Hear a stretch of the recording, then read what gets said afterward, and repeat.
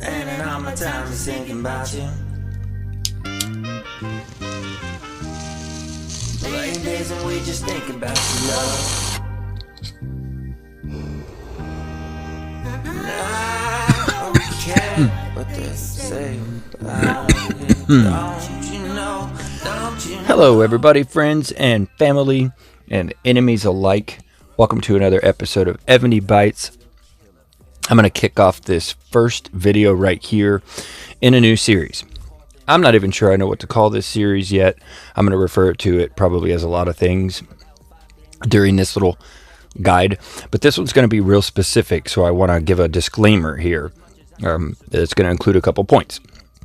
One, if you're not new to the game, which this particular guide is going to be geared towards, then you may want to skip these. They will be notated as the beginner's guide in the title, so you can just watch for those. There will be up to and over 100 videos in this guide. I went ahead and I'm going to approach this one different. I went ahead and pre-wrote these guides out because it's just, I want to be real focused and straightforward. So these are going to be a different delivery style. Let's call them a little more structured and a little more audiobook type. New for me. So bear with me in the first video or 90 while I try to get my bearings here. Hopefully it's not too boring. But you should be able to watch these guides as well as just walk away and listen to them and have them on. And these guides are going to be geared towards being brand new on a brand new server, on a brand new account. Second thing I want to go over is I'm not going to cover everything. There's just no way to do that.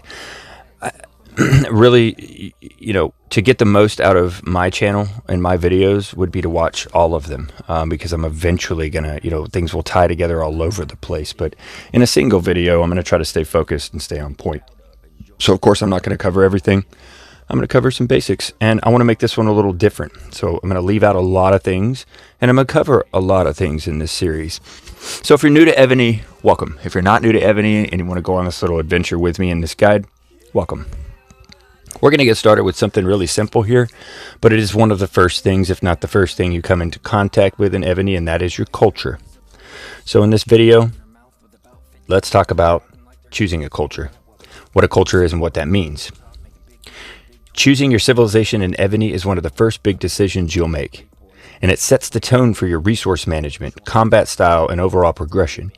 Each civilization comes with unique buffs that cater to different strategies, whether you're a farmer, a fighter, or a monster hunter, or you'd like a little combination of all of that. Let's get into it. Europe, the stone-powered war machine. What bonuses does Europe have? 10% stone production, 5% mounted troop attack, 5% march speed to monsters. The playstyle here, reflecting a solid pick if you're going to plan to lean into cavalry and monster hunting early on. The 10% stone production boost helps with construction and upgrades. Stone is always in demand for walls and buildings. Meanwhile, the 5% mounted troop attack gives your horses a little extra kick, and the 5% march speed to monsters means you'll get to those bosses faster, racking up rewards like gems and speed ups faster. Europe's going to be best for players who want a balanced start with a focus on mounted troops and monster hunting for quick growth.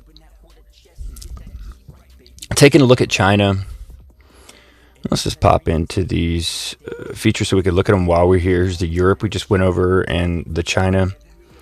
We'll call China the load-bearing researcher. Bonuses include 5% troop load, 5% ground troop attack, 3% research speed. China's all about efficiency. That's the playstyle here. The 5% troop load boost means your armies can carry more resources back from attacks or gathers, which is great for farming-focused players and or hitting player versus player, which is also a style of farming if you're collecting resources. The 5% ground troop attack buffs your infantry, making them hit harder in player versus player or rallies. And the 3% research speed, while modest, adds up over time, helping you unlock tech faster. This is going to be best for players who love ground troops and want to maximize resource hauls while steadily advancing their tech tree. Taking a look at Japan, the food fortified crafter. The bonuses include 10% food production, 5% ground defense, 8% crafting speed. Japan's a dream for anyone who wants to keep their troops fed and their gear shiny. The 10% food production keeps your army growing without constant shortages, while the 5% ground troop defense makes your infantry tougher to crack. The 8% crafting speed is a standout. It means faster gear production, giving you an edge in outfitting your generals, as gear is absolutely key, we will come to find out. This would be best for builders and defenders who want strong ground troops and quick equipment crafting. Korea up next on the list, the lumber ranged healer. Bonuses include 10% lumber production, 5% range troop attack, and 5% healing speed. Korea's got a mix of economy and combat perks, so if you're looking for that playstyle, this is your ticket. The 10% lumber production fuels your building projects, while the 5% range troop attack buffs your archers, perfect for picking off enemies from a distance. By distance, I don't mean on the battlefield, I mean in the round, placement of the troop inside. Eventually we'll get to that if you haven't watched a video on that of mine. The 5% healing speed is a lifesaver, letting you recover wounded troops faster and keep your army in fighting shape. This is best for players who favor range combat and want to save resources by healing troops quickly. America, we'll call this the gold grabbing siege master. The bonuses include 5% gold levy, 5% siege machine attack, 3% training speed. America's all about big guns and a bit of extra cash. All right, the 5% gold levy boost gives you a little more gold for your city, which is clutch for upgrades and bribes. The 5% siege machine attack makes your catapults and trebuchets hit harder, ideal for smashing enemy walls and rallies. The 3% training speed helps you pump out those troops a little bit quicker, keeping your army stocked up. This is best for siege lovers, if that's the way you're going to go, and players who want to dominate rallies while stacking some extra gold on the side. Russia, this is what I did for a long time. Certainly I did it for the sub-cities, not so much the culture buffs. We'll get into that later, but I really like Russia and the way it looks and the way it acts, but we'll call it the ore-rich trap layer. This is going to be a defensive account. Bonuses include 10% ore production, 5% mounted troop defense, 10% trap building speed. Russia is built for defense and cavalry fans. The 10% ore production keeps your forge humming and your upgrades rolling, while the 5% mounted troop defense makes your horses harder to take down. The 10% trap building speed is a huge perk. Faster traps mean a nastier surprise for anyone dumb enough to attack your city right off the bat, because you're going to know what you're doing. For best this is best for, and the best result you're going to get out of this would be defensive players who love a mounted troop and want to punish attackers with traps. Arabia, this is the gem hunting cavalry king, because the bonuses include 5% gem gathering speed, big one, 5% mounted troop HP, pretty big for new players, and bonus from offering, which we'll get into later, but there's a lot of bonuses to offering, even though we don't really understand how that breaks down exactly. Arabia is a wild card with some juicy perks. You know, it's got the 5% gem gathering speed, which helps you stockpile those precious gems faster. Great for premium acquisition of the things that a new account needs to get. The 5% mounted troop HP gives your cavalry more staying power in fights. And the quote-unquote bonus from offering, assuming it's tied to the shrine, and I think we can assume that, would mean extra buffs from tributes. But it is a bit vague on how that applies or what it gives you the extra bonus on. I've not looked into that. This is best for monster hunters, mounted troop enthusiasts who want gems, and a durable cavalry. Now, who should you pick? If you're asking me, I know that's the question. Okay, well, you've ran me over what these are, but I know nothing other than culture. I'm new to Evony, so what do I pick? Well, for early game growth, I think I'm going to say go with Europe or Arabia, which we call Arab for short. If you're hunting monsters for rewards, the march speed or gem gathering will accelerate your progress. For the player versus player focus, Korea having that ranged or America having the siege makes them shine if you're planning to fight other players early on.